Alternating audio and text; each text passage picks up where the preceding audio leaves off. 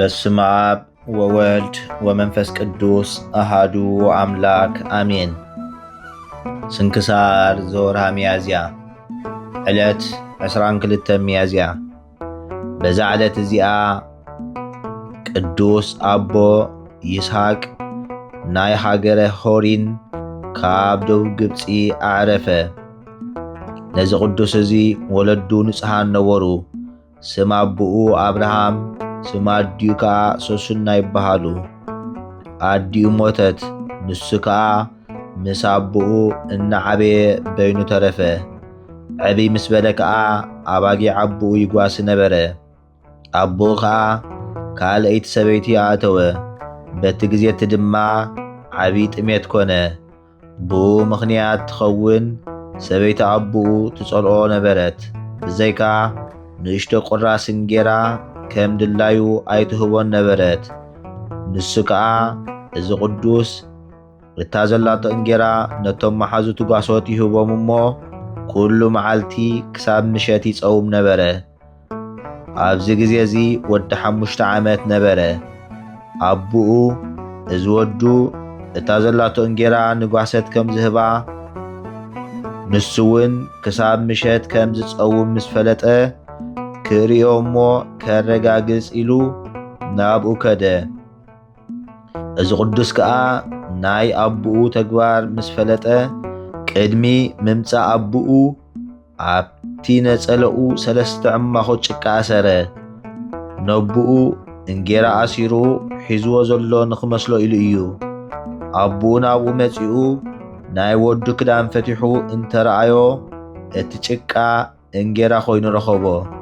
ነቲ ዝነገሮ ከዓ ምስሑ ንጓሶት ዝሃቦም እንተ ኮይኑ ደኣ እዚ እንጌራ በዚ ዕለት እዚ ካበይ መጺኡ ኢሉ ሓተቶ። ንሱ ከዓ ብሓቂ እብለካ ኣለኹ ሂብዎም እዩ በሎ። ካልኦት ድማ በዚ ነገር እዚ ዝነበሮ ምሳሕ ንኻልኦት ከም ዝህቦ መስከሩ። አቡኡ ከዓ ተደነቐ፣ ንእግዚአብሔር ከዓ ኣመስገኖ። እዚ ቅዱስ ምስ ዓበየ ናብ አባ ኤልያስ ከይዱ አብኡ መንኮሰ። ምስኡ ድማ ብዙሕ ዓመታት ተቐመጠ። አባ ኤልያስ ምስ ዓረፈ ድማ ናብ ደብረ በብኑግ ከደ። ምስ ዘካርያስ ዝበሃል ሓደ ሽማግለ ከዓ ተቐመጠ። ዓብይ ገድሊ እናተጋደለ ከዓ ንኣምላኽ ተጸሚዱ የገልግል ነበረ። አቡኡ ከዓ ንዕኡ ክደሊ ኣብ ኩሉ ዓድታት ኮለል ይብል ነበረ። ኣብ ደብረ በብኑግ ምስ ረኸቦ ከዓ ናብ ዓዱ ምስኡ ክመልሶ ለመኖ። ንሱ ግና ኣበዮ። አባ ዘካርያስ ከዓ ምስኡ ኪድ ክሳብ ዝዓርፍ ከዓ ምስኡ ተቐመጥ ኢሉ ኣዘዞ። ምስ አቡኡ ከደሞ አቡኡ ክሳብ ዝዓርፍ ቁሩብ መዓልታት ኣብኡ ተቐመጠ። አቡኡ ምስ ሞተ ከዓ አቡኡ ዝገደፎ ንብረት ኩሉ ወሲዱ ንድኻታትን ንመሳኺንን መጽወቶ። ድሕሪኡ ኣብቲ ዓዲ ርሕቕ ዝበለ ቦታ መቐመጢ ሰሪሑ ኣብኣ በይኑ ብዓብይ ገድሊ ተጸሚዱ ብጾምን ብጸሎትን ብዘይ ዕረፍቲ ብትግሃት ክሳብ ብሰላም ዝዕርፍ ኣብኣ ነበረ። ስጋኡ ኣብቲ ቦታ ኣንበርዎ እሞ ተሰወረ። ድሕሪ ብዙሕ ዓመታት ከዓ እግዚአብሔር ክገልጾ ደለየ። ኣብ ልዕሊ መቓብሩ ገለ እኽሎም ዝዓጽዱ ዝነበሩ ሰባት መብራህቲ ተራእዮም። ነዚ ተኣምራት እዚ ን3 መዓልታት ዝኸውን ምስ ረኣይዎ ኣጸቢቖም ተደነቑ። ክርእይዎ ኢሎም ናብቲ ቦታ እንተኸዱ ድማ እቲ መብራህቲ ካብኦም ይሕባእ ነበረ። ዜናኡ ድማ ኣብ ኩሉ ተሰምዐ። ብድሕሪ እዚ ነቲ መብራህቲ ኣብ ልዕሊ መቓብሩ ከብርህ ረኸብዎ። እዚ ቅዱስ አቦ ንምእመናን ሰባት ብሕልሚ ተገሊጹ ስጉኡ ኣብ ዘለዎ ነገሮም። ካብኡ ከዓ ብዓብይ ክብሪ ወሰድዎ። ኣብ ገመል ጸዓንዎ እሞ ናብ ሃገረ ሆሪን ክኸዱ ጀመሩ።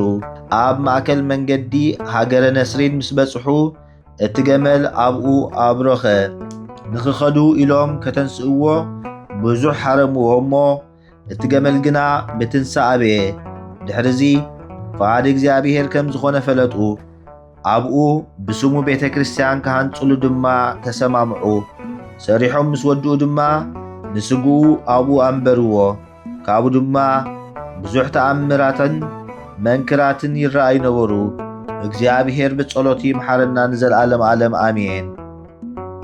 ሰላም ለይስሐቅ አሲሮ ጽቡረ በአምሳል እንተረሰዮ ህብስተ ለአርዮ ኃይል ወእለ ረከቡ በድኖ በትእምርተ ማሂቶት ጽዱል አመፃንዎ ለወሲድ መንገለ ካልእ ደወል መካነ ስምረቱ በጽሖ አስተብረከ ገመል። ሰላም ንይስሐቅ ጭቃ አሲሩ በአምሳል ሕብስቲ ዝገበሮ ንምርአይ ኃይል ሬስኡ ብዝረኸብዎ ብሓበሬታ ብርሃን ጽዱል ክወስድዎ ደልዮም ምስ ጸዓንዎ ናብ ካልእ ደወል ዝሰመሮ ቦታ በጺሑ ኣብረኸ ገመል። በዛ ዕለት እዚኣ ቅዱስ ኣቦ ኣባ እለ እስክንድሮስ ናይ ሃገረ እስክንድርያ ሊቀ ጳጳስ ኣዕረፈ። ንሱ ቁጽሩ ካብቶም 19 ኣበው ሊቃነ ጳጳሳት እዩ። እዚ ቅዱስ እዚ ብዛዕባኡ ኣባ አትናቴዎስ ሐዋርያ ከምዚ ይብል እዩ። ኣቦይ እለ እስክንድሮስ ተቐሚጡ ወንጌል ኣየንብብን እዩ።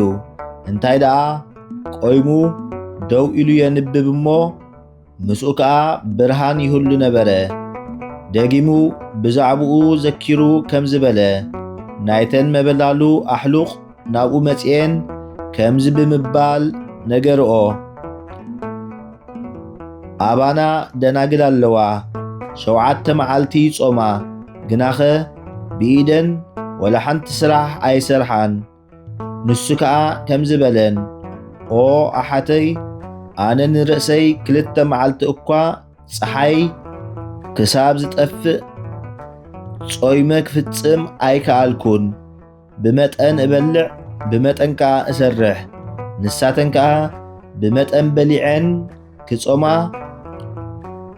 ኣብ ኩሉ ግብሪ ሰናይ ከዓ ብመጠን ክሰርሓ ንገረአን በለን። ነዚ ቅዱስ እዚ ወለዱ ክርስቲያን ምእመናን እዮም። ኣብ ተልእኾ ቤተ ክርስቲያን ዓበየ፣ ኣብኣ ከዓ ተማህረ። ኣባ መክሲሞስ ማዕርግ ኣነጉስጢስ ሾሞ፣ ኣባ ቴዎናስ ከዓ ማዕርግ ድቁና፣ ኣባ ጴጥሮስ ድማ ማዕርግ ክህነት ሾሞ። ካብ ንእስነቱ ንጹህን ድንግልን ነበረ። ንኣባ ጴጥሮስ ሰማዕትነት ዝቕበለሉ ጊዜ ምስ ቀረበ ኣብ ቤት ማእሰርቲ ከሎ እዚ እለ እስክንድሮስ ምስ ኣክሲላስ ኮይኖም ናብ ኣባ ጴጥሮስ ኣተዉ። ንኣርዮስ ካብ ግዝቱ ክፈትሖ ለመንዎ። ኣርዮስ ብዛዕባኡ ክልምንሉ ሓቲትዎም ስለ ዝነበረ እዩ። ጴጥሮስ ግና ኣብ ቅድሚኦም ደጊሙ ወገዞ። ከምዚ ኢሉ ድማ ነገሮም፣ ጐይታይ ኢየሱስ ክርስቶስ ምስጋና ንዑ ይኹን፣ ኣብ ኢዱ ዝተቐደ ክዳን ሒዙ ተራእየኒ። ኣርዮስ ንህላወይ ከፈላበለኒ፣ ኣብ ልዕሊኡ ግዘት ክውስኽ ከዓ ኣዘዘኒ በሎም። ደጊሙ ከዓ ኣኪላስ ብድሕሪኡ ሊቀ ጳጳሳት ክሽዮም እዩ። ሽዑ ኣኪላስ ንኣርዮስ ክቕበሎ እዩ። ምእንትዚ ኣኪላስ ድማ ቀልጢፉ ክመውት ይበሎም። ብድሕሪ ዚ ኣቦ እለ እስክንድሮስ እዚ ዘረባዚ ኣብ ቅድሚ ናይ ሃገረ እስክንድርያ ካህናት ነገሮም። ኣብ ዝኾነ ይኹን ከይቅበልዎን ከየሳትፍዎን ከዓ ኣዘዞም። ኣባ ጴጥሮስ ሰማዕትነቱ ምስ ፈጸመ ኣኪላስ ሊቀ ጳጳሳት ተሾመ። ትእዛዝ መምህሩ ጥሒሱ ከዓ ንኣርዮስ ተቐቢሉ ክህነት ሾሞ። ብዛዕባ እዚ ድማ ኣኪላስ 6 ወርሕ ኣይጸንሐን፣ ቀልጢፉ ሞተ። ድሕሪ ኣኪላስ ከዓ ኣባ እለ እስክንድሮስ ተሸይሙ ኣብ መንበሩ ተቐመጠ። ዓበይቲ ሰባት ናብኡ መጺኦም ከዓ ንኣርዮስ ክቕበሉ ለመንዎ። ንሱ ግና ኣበዮም። ውግዘት ኣብ ልዕሊ ውግዘት ወሰኸ። ኣቦና ጴጥሮስ ምስ ኣኪላስ ኮሎና ንኣርዮስ ከይትቕበልዎ ኢሉ ኣዚዝና እዩ። ተጠንቀቑ ከይትተሓባበርዎ ኢሉና እዩ በሎም። ኣኪላስ ነዚ ትእዛዝ እዚ ምስ ጠሓሰ ጐይታና ቐዘፎ፣ ካብ ሽሞቱ ድማ ቀልጢፉ ኣለዮ። ብዛዕባ እዚ ኣነ ድማ ይቕሬታ ግበሩለይ ኣይቅበሎን የበሎም። ምእንቲ እዚ ንኣርዮስን ነቶም በታ ርክስቲ ትምህርትን ዝስዕብዎም ሰጎጎም። ኣርዮስ ከዓ ናብ ንጉስ ቆስጠንጢኖስ ከይዱ ነዚ ኣባ እለእስክንድሮስ ከሰሶ፣ ብዓመፅ ወጊዝን ንበለ። ንጉስ ከዓ ን318 ማሕበር ጉባኤ ቅዱሳን ኣብ ሃገር ንቅያ ኣከበሉ። እዚ ቅዱስ ኣቦ እዚ ኣብቲ ጉባኤ ማሕበር ሊቃነ ጳጳሳት ነበረ። ንኣርዮስ ተኸራኺሩ ክሕደቱ ኣቃሊዑ ብኽቡራት ቃላት ኣሰነፎ፣ ወገዞ፣ ካብ ክህነቱ ሰዓሮ። ምስቶም ኣቦታት ኮይኑ ድማ ጸሎተ ሃይማኖት ኣንበበ። እቲ ክሳብ ሎሚ ኣብ ኣዳው ኩሎም ህዝበ ክርስቲያን ዘሎ ቆነናን ሕግን መማሓደርን ከዓ ሰርዐ። ቅድስቲ ጾምን በዓል ፋሲካን ሰሪዑ ናብ መንበር ሽሞቱ ብዓወት ተመልሰ። መጓሲኡ ሓለወ። ኣብ መንበር ማርቆስ 17 ዓመት ተቐመጠ። ብሰላም ከዓ ኣዒረፈ። በረኸቱ ምሳና ትኹን ንዘለዓለም ዓለም ኣሜን። ሰላም ለሊቀ ጳጳሳት ዘእለእስክንድርያ ሃገር እለእስክንድሮስ ክቡር ዘበኒቅያ ከዊኖ ሊቀ ማህበር ጸርሃ ወአስማዓ በብሂለ ዝንቱ ነገር ውጉዝ ኣርዮስ በሰማይ ወበምድር። ሰላም ንሊቀ ጳጳሳት ናይ እስክንድርያ ሃገር እለእስክንድሮስ ክቡር ኣብ ንቅያ ኮይኑ ሊቀ ማሕበር ዓውኢሉ ኣስምዐ። ብኸምዚ ዝበለ ነገር ኣርዮስ ውጉዝ እዩ ብሰማይ ይኹን ብምድሪ።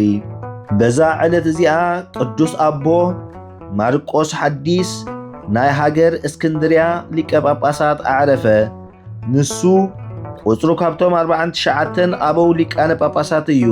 እዚ ኣቦ እዚ ካብ ሃገረ እስክንድርያ እዩ። ንሱ ንጹህ ድንግል ፈላጥን ክቡርን እዩ። ብስሙ ዳግማይ ማርቆስ እዩ። ኣባ ዮሃንስ ድቁና ሸሞ። ቀፂሉ ድማ በዘራርብኡን ጣዕሚ ቓሉን ኣዝዩ ጽቡቕ ኣገልጋሊ ኾነ።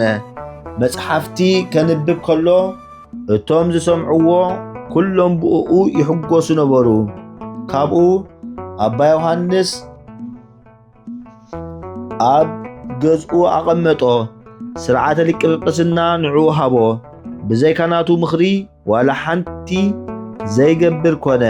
ቀፂሉ ድማ ኣብ ደብረ ኣባ መቃርስ ስርዓት ምንኩስና ኣብፂሑ ልብሲ ምንኩስና ኣልበሶ። በታ ኣስኬማ ዝለበሰላ መዓልቲ ሓደ ካብ ቅዱሳን ኣረጋውያን ጻድቕ ሰብኣይ መጺኡ ኣብ ቅድሚ ህዝቢ ከምዚ ኢሉ ተዛረበ። እዚ ማርቆስ ዝስሙ ዲያቆን ኣብ መንበር ኣቦኡ ማርቆስ ወንጌላዊ ክቕመጥ ይበለ። ኣባ ዮሃንስ ግዜ ዕረፍቱ ምስ ቀረበ ነቶም ኤጲስቆጶሳት ነዚ ቅዱስ እዚ ክሸምዎ ነገሮም።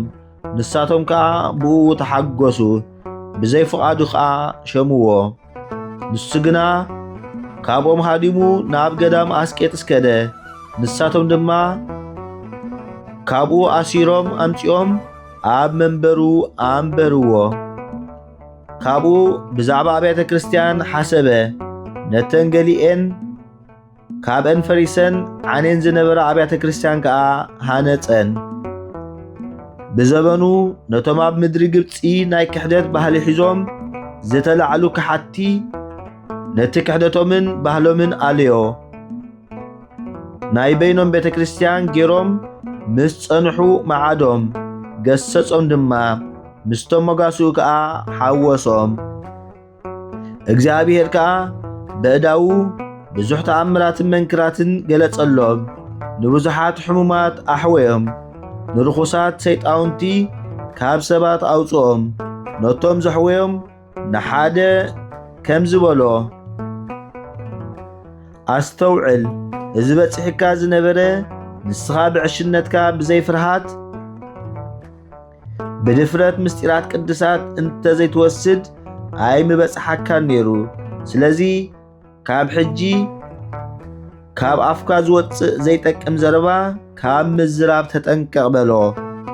ብዘበኑ ኣኢራብ ኣስላም ኣብ ሃገረ ሮማ ብዙሓት ክርስቲያን ማሪኾም ኣብ ሃገረ እስክንድርያ ወሲዶም ሸጥዎም።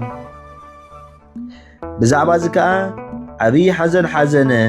ካብ ገዳማት ተለቂሑ ካብ ምእመናን ገንዘብ ለሚኑ ንብዙሓት ምሩኻት ክርስቲያን ነቶም ተሸይጦም ዝነበሩ ብ3,000 ዲናር ወርቂ ዓደጎም። መጽሓፍ ናጽነት ጽሒፉ ድማ ነፃ ገበሮም። ካባኻትኩም ናብ ዓዱ ክኸይድ ዝደሊ ይኺድ፣ ኣነ ስንቂ ሂበ ከፋንዎ እየ።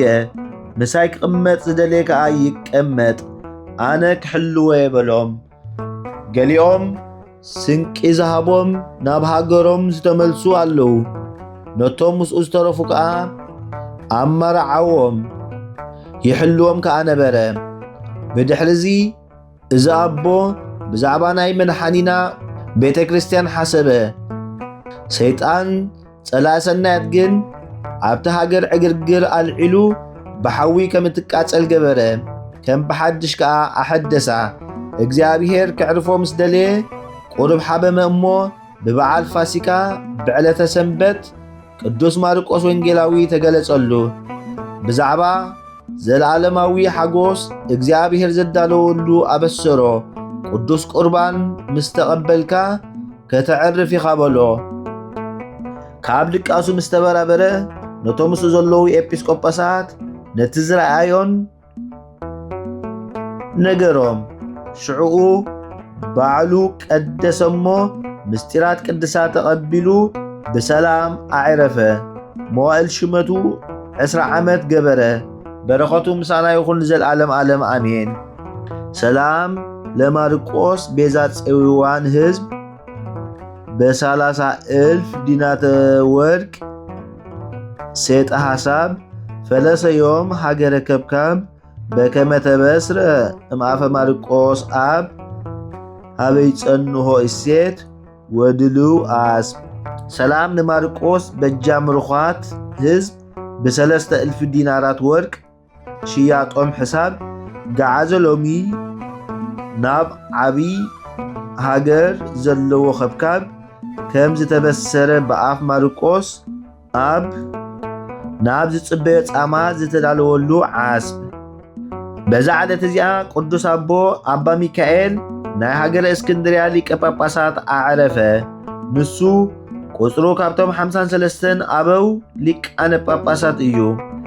እዚ ጻድቕ ኣቦዚ ምንኩስና ተቐበለ እሞ ኣብ ገዳም ኣስቄጥስ ናይ ቅዱስ ዮሐንስ ቤተ ክርስቲያን ኣበምኔት ኮነ።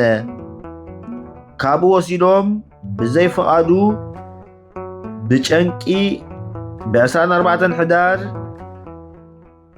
ኣብ ሃገረ እስክንድርያ ሊቀ ጳጳሳት ሸምዎ። ኣብኡ ተጸሚዱ ኣጸቢቑ ዝጋደል ኮነ። ብሽመቱ ከዓ ከም ሐዋርያት ኮነ። ዓብይ ጾም 40 ምስ በጽሐ ኣብኡ ኮይኑ ጾም ክጸውም ናብ ገዳም ኣስቄጥስ ደየበ። ቅድሚ ምሻሙ ኣብቲ ገዳም ኮይኑ በይኑ ጠጊሁ ዝጋደሎ ዝነበረን ብሕትውንኡን ዘከረ። ብብኽያትን ብገዓርን ከምዚ እናበለ ናብ ጎይታና ለመነ። ኦ ጎይታይ ኣነ በይነይ ክነብር ከም ዝደሊ ንስኻ ትፈልጥ ኢኻ። ነዛ ተሸይመያ ዘለኹ ሽመት ድማ ኣይክእላን እየ። ምእንትዚ ብዛዕባቲ ብዙሕ ይቕሬታኻ ንነፍሰይ ክትወስዳ ካብ ድኻም እዛ ዓለም እዚኣ ክትዕርፈኒ እልምነካ ኣለኹ በለ። እግዚኣብሔር ከዓ ልማንኡ ተቐበለ። ድሕሪ በዓል ፋሲካ ምስ ኮነ ጎይታና ጸውዖ እሞ ብሰላም ዓረፈ። መዋዕል ሽመቱ 2 ዓመትን 1 ወርሕን ኮነ። በረኸቱ ምሳና ትኹን ንዘለዓለም ዓለም ኣሜን።